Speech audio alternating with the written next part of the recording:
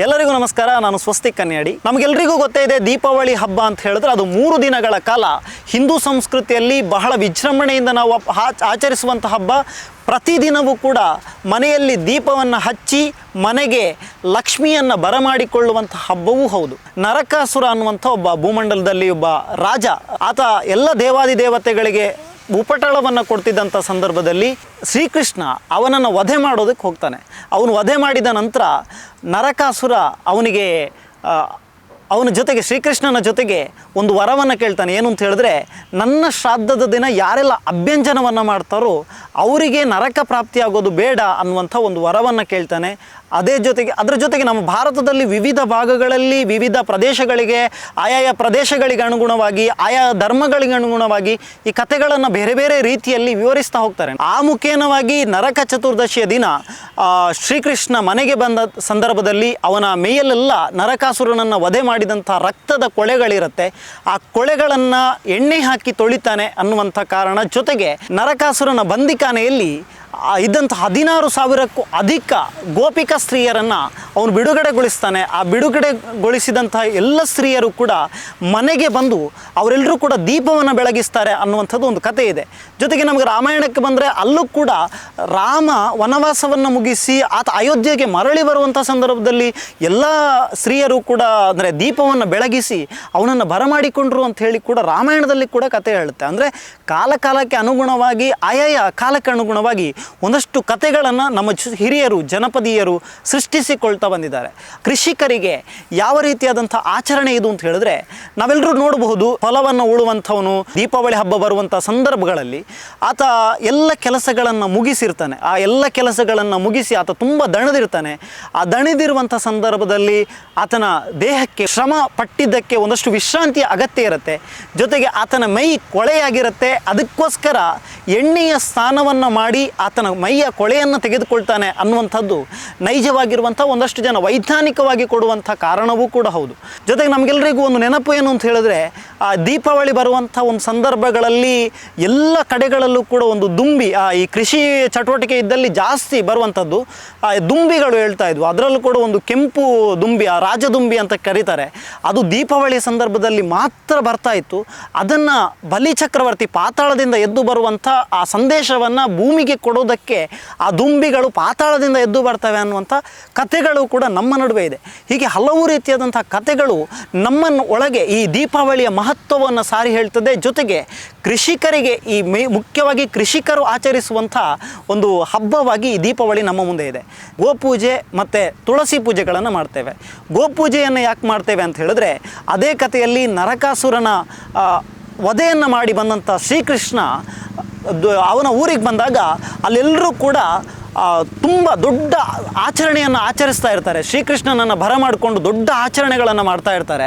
ಆ ಸಂದರ್ಭದಲ್ಲಿ ಇಂದ್ರನ ಹಬ್ಬವೂ ಕೂಡ ಅದೇ ಸಂದರ್ಭದಲ್ಲಿ ಬಂದಿರುತ್ತೆ. ಯಾರೂ ಕೂಡ ಇಂದ್ರನನ್ನು ನೆನಪಿಸಿಕೊಳ್ಳೋದಿಲ್ಲ. ಹಾಗಾಗಿ ಜೋರಾಗಿ ಮಳೆ ಸುರಿಸೋದಕ್ಕೆ ಶುರು ಮಾಡ್ತಾನೆ. ಜೋರಾಗಿ ಪ್ರವಾಹಗಳು ಬರ್ತವೆ. ಪ್ರವಾಹಗಳು ಬಂದಂಥ ಸಂದರ್ಭದಲ್ಲಿ ಎಲ್ಲರೂ ಕೂಡ ತಮ್ಮನ್ನು ರಕ್ಷಿಸ್ಕೊಳ್ಳೋದಕ್ಕೆ ಎಲ್ಲಿ ಅಂತ ನೋಡಿದಾಗ ಹತ್ತಿರದಲ್ಲಿ ಒಂದು ಗೋವರ್ಧನ ಗಿರಿ ಅನ್ನುವಂಥ ಒಂದು ಬೆಟ್ಟ ಇರ್ತದೆ. ಆ ಬೆಟ್ಟದ ಪಕ್ಕದಲ್ಲಿ ಒಂದು ಗುಹೆ ಥರ ಇರುತ್ತೆ. ಎಲ್ಲ ಹಸುಗಳು ಕೂಡ ಡೈಲಿ ಅಂದರೆ ಪ್ರತಿದಿನವೂ ಕೂಡ ಅಲ್ಲಿಗೆ ಹೋಗಿ ದಣಿವಾರಿಸ್ಕೊಳ್ಳೋದಕ್ಕೆ ಅಲ್ಲಿಗೆ ಹೋಗ್ತಾ ಇದ್ವು. ಎಲ್ಲ ಹಸುಗಳು ಅಲ್ಲಿ ಓಡಿ ಹೋದಾಗ ಎಲ್ರಿಗೂ ಕೂಡ ಆ ದಾರಿ ಗೊತ್ತಾಗತ್ತೆ, ಆ ಸುರಂಗದ ದಾರಿ ಗೊತ್ತಾಗತ್ತೆ. ಹಾಗಾಗಿ ಜನರು ಕೂಡ ಅಲ್ಲಿ ಹೋಗಿ ಸೇರಿಕೊಂಡ್ರು.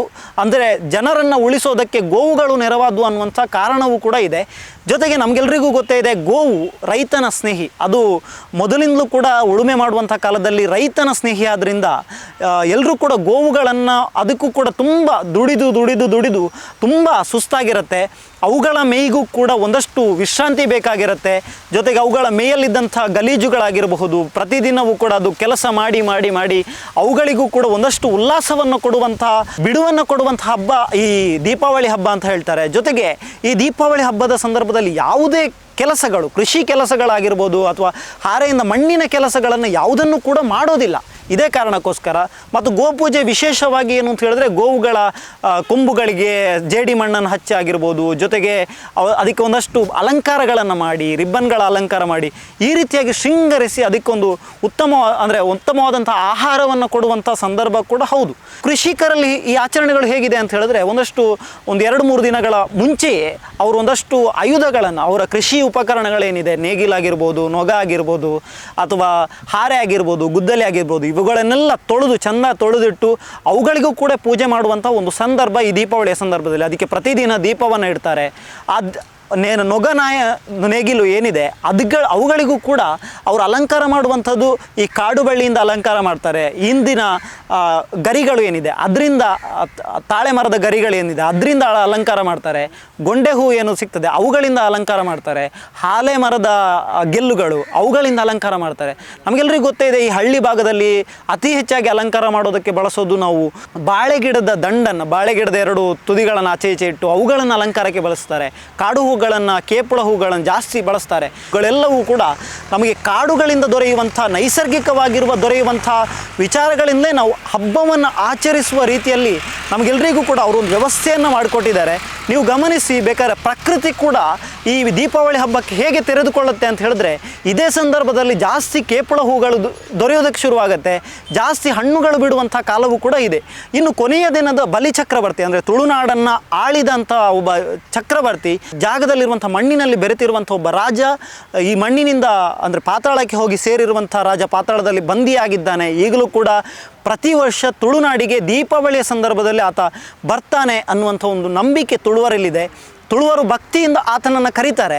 ಜೊತೆಗೆ ಆತ ಬಂದಾಗ ಎಲ್ಲಾದರೂ ಒಂದು ವೇಳೆ ತಮ್ಮ ಭೂಮಿಯನ್ನು ವಾಪಸ್ ಕೇಳ್ಬೋದು ಅನ್ನುವಂಥ ಕಾರಣಕ್ಕೋಸ್ಕರ ಅವರನ್ನು ಅಂದರೆ ಬರದೇ ಇರುವಂಥ ಸಂದರ್ಭಗಳಲ್ಲಿ ಒಂದಷ್ಟು ಬೊಳ್ಕಲ್ಡು ಪೂ ಅನಗ ಅಂತೇಳಿ, ಜೊತೆಗೆ ಆಗದೇ ಇರುವಂಥ ಉರ್ದು ಮದ್ದೊಲಿ ಅನಗ, ನೆಕ್ಕಿದಡಿಟ ಆಟ ಅನಗ, ಆ ಥರದ ಒಂದು ಆಗದಂಥ ಸಂದರ್ಭಗಳನ್ನು ಸೃಷ್ಟಿಸಿ ಅವುಗಳಿಂದ ಅವನನ್ನು ಕರೀತಾರೆ. ಅವರನ್ನು ಕರೆದು ಅವನಿಗೂ ಕೂಡ ಪೂಜೆಯನ್ನು ಮಾಡ್ತಾರೆ. ಒಬ್ಬ ಅಸುರ ಗುಣಗಳಿರುವಂಥ ಒಬ್ಬ ರಾಜನನ್ನು ಕೂಡ ಒಂದು ಪೂಜೆ ಮಾಡುವಂಥ ಸಂಸ್ಕೃತಿ ನಮ್ಮ ತುಳುವರಲ್ಲಿದೆ. ಜೊತೆಗೆ ಗದ್ದೆ ಭಾಗಗಳಲ್ಲಿರುವಂಥ ಜನರು ಅವರು ಗದ್ದೆಗಳಿಗೆ ಪೂಜೆ ಮಾಡ್ತಾರೆ. ಮತ್ತು ನಾನು ಆಗಲೇ ಹೇಳಿದ ಹಾಗೆ ಕೃಷಿ ಚಟುವಟಿಕೆಗಳಲ್ಲಿ ನಾವು ಭತ್ತದ ರಾಶಿಯನ್ನು ಕಾಣ್ಬೋದು. ಈ ಸಂದರ್ಭದಲ್ಲಿ ಎಲ್ಲರೂ ಕೂಡ ಭತ್ತದ ಕೃಷಿಯನ್ನು ಮುಗಿಸಿ ಅದನ್ನೆಲ್ಲ ಓರಣವನ್ನು ಮಾಡಿ ಅದನ್ನು ದೊಡ್ಡ ರಾಶಿ ಹಾಕಿರ್ತಾರೆ. ಆ ರಾಶಿಗೆ ರಾಶಿ ಪೂಜೆ ಮಾಡುವಂಥ ಸಂದರ್ಭಗಳು ಕೂಡ ಇದೇ ಸಂದರ್ಭದಲ್ಲಿ ನಾವು ನೋಡ್ತೇವೆ. ಇವೆಲ್ಲವುಗಳು ಕೂಡ ನೋಡೋದಕ್ಕೆ ನಮಗೆ ಯಾವುದೇ ಖರ್ಚಿಲ್ಲದೆ ಮಾಡಬಹುದಾದಂಥ ಮನೆಯಲ್ಲಿರುವಂಥ ಹಳೆ ಬಟ್ಟೆಗಳನ್ನು ಸುತ್ತಿ ಅವುಗಳನ್ನು ಒಂದು ದೊಂದಿ ತರಹದಲ್ಲಿ ಮಾಡಿ ಅದರಿಂದ ಪೂಜೆ ಮಾಡುವಂಥ ಕ್ರಮಗಳು, ಮತ್ತು ನಮ್ಮನ್ನು ಅಗಲಿ ಹೋದಂಥ ಒಂದಷ್ಟು ಹಿರಿಯ ಜೀವಗಳು ಅವರೆಲ್ಲರೂ ಕೂಡ ಒಂದೇ ಕುಟುಂಬದಲ್ಲಿರ್ತಾರೆ ಅನ್ನುವಂಥ ಒಂದು ನಂಬಿಕೆ ತುಳುವರಲ್ಲಿದೆ. ಅವರೆಲ್ಲರಿಗೂ ಕೂಡ ಒಂದು ಔತಣವನ್ನು ಏರ್ಪಡಿಸುವಂಥದ್ದು ಒಂದು ಸಣ್ಣ ಮಟ್ಟಿನಲ್ಲಿ ಆ ಕ್ರಮವೂ ಕೂಡ ಇದೆ. ಇವೆಲ್ಲವುಗಳ ಆಚೆಗೆ ನಮಗೆಲ್ಲರಿಗೂ ಕೂಡ ಗೊತ್ತಿರ್ಬೋದು, ಇದು ಧಾರ್ಮಿಕ ಹಿನ್ನೆಲೆ ಇರುವಂಥ ಹಬ್ಬಕ್ಕಿಂತ ಇದು ಒಂದು ಕೌಟುಂಬಿಕವಾಗಿ ಬೆರೆತಿರುವಂಥ ಒಂದು ಹಬ್ಬ.